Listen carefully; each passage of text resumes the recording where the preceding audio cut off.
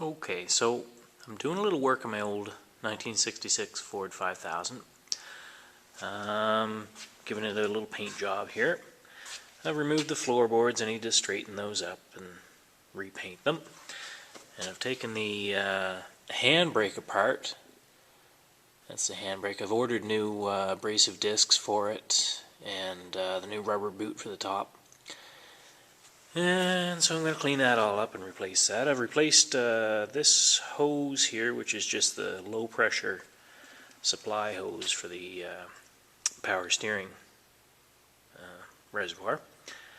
And I've replaced a little hose in here. I don't know if you can see that or not right there.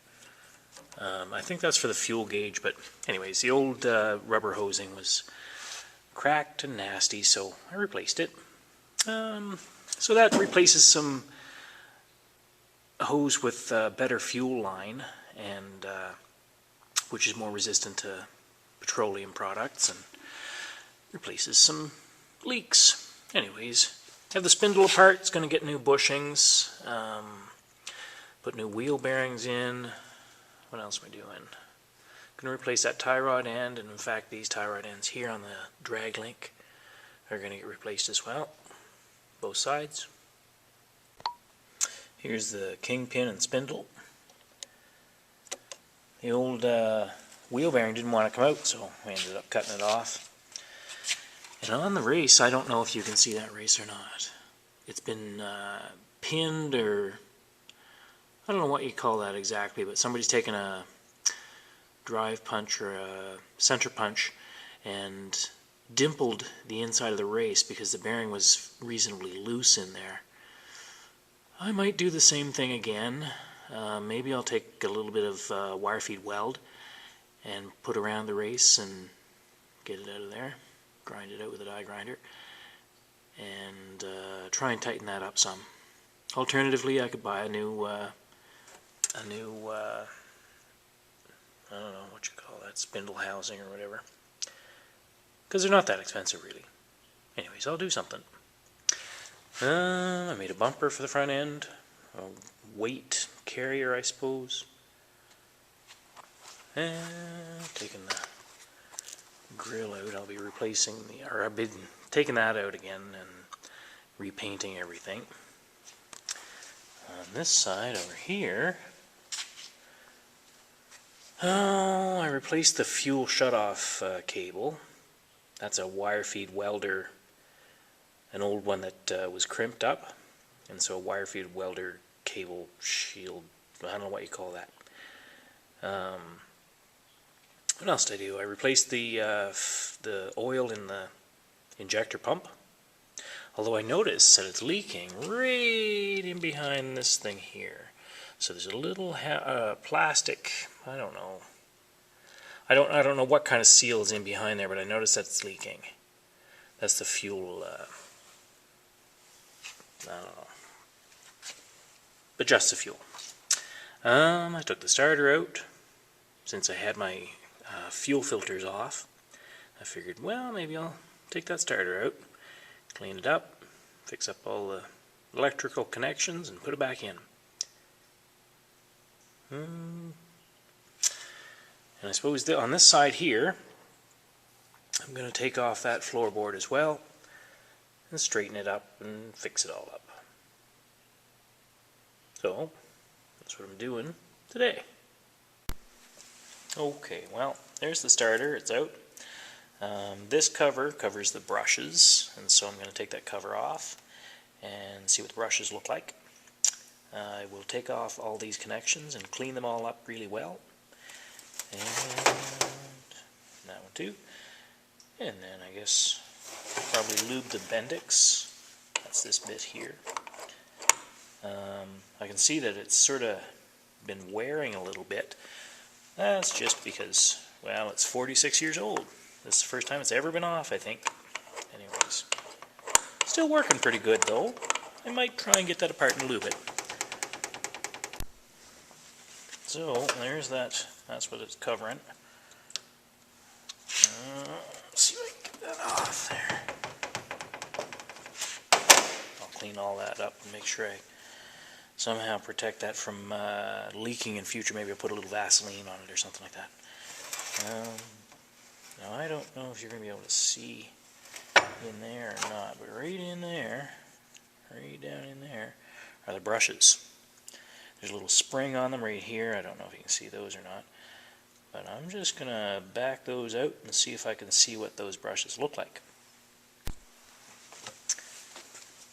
One of the weird things with these starters is that the tractor was made in England in 1966, but it's an old Ford tractor. You would think it would all be imperial measurements, but the nuts on this thing are all metric, even from way back in 1966. Kind of odd, hey? So the solenoid is this part right here. I don't really want to get anything in there, so I'll probably just try and clean it up with some brake cleaner. Spray a little brake clean in there. And this spring is kind of gunky, I notice. So I'll clean that thing up as well. I'll probably clean this piston up as best I can. Again, I'm not going to sand it or anything. I'm just going to clean it with brake cleaner and then with contact cleaner. So I did take this thing out and clean it up anyways, and here's what it does. It just moves back and forth. It's a piston, moves back and forth in this cylinder. Goes on there like that. And here's what it does.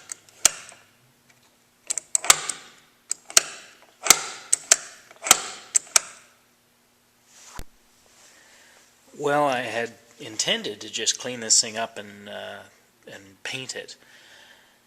But once you get started, it's kind of hard to stop. So I'm just sort of going, I'm probably going to take it all apart. Anyways, you pull these long bolts out like that. These are the motor bolts that hold it together.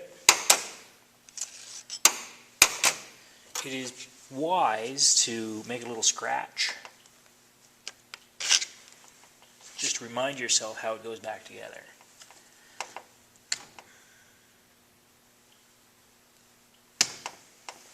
That'll just tell me, how I'm supposed to put it back together.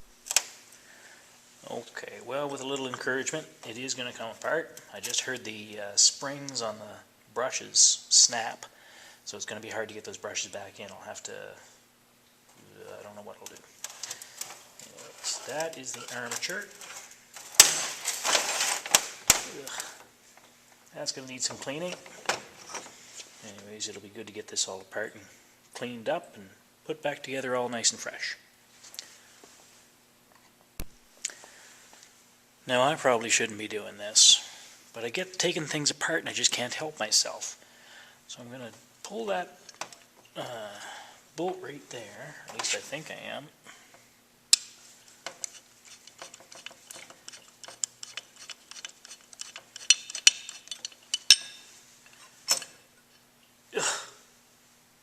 I hope there was no spring in there. Oh, it's eccentric. Okay.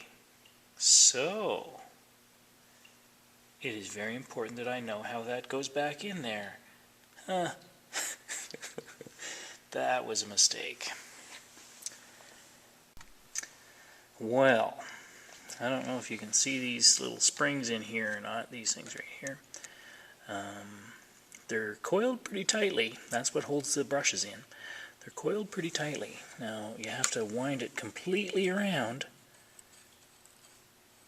to get it back in there.